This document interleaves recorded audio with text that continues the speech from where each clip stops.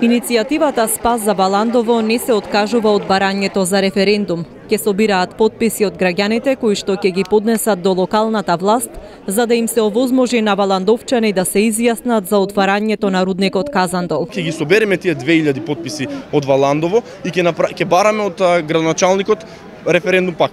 На тој референдум, ако се покаже како по Гевгелија успешен, каде што 98% од гевгеличани се за, гласаа за на референдумот, ние ќе бидеме исто толку. Значи Валандово е земјоделски крај, тука нема место за тешка Г1 индустрија, има место само за органско земјоделие, за земјоделие и за се што е врзано со животната средина.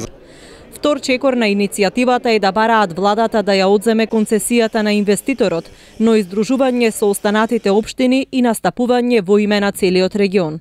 И тоа можеме да го постигнеме. Можеме да го постигнеме дури и како регион, бидејќи ние имаме една концесија која што е дадена во Иловица, една концесија во Валандово и ни висат уште 7 или 8 концесии кои што во секој момент може да бидат дадени. Ние како регион, дури и до законодавното тело може да покренеме постапка со која што ќе се бориме за нашите права, ќе се бориме за нашиот глас да биде слушнат.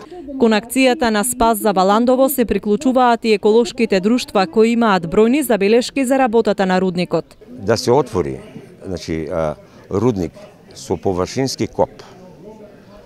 Со површински коп на 500-600 метра воздушна линија од средношколскиот центар, да не кажам од првата куќа, тоа е, мислам, нонсенс. Во четвртокот Советот на Валандово не го поддржа барањето на граѓаните за референдум за рудникот Казандол. Советниците на ВМРО ДПМНЕ на гласањето беа воздржани.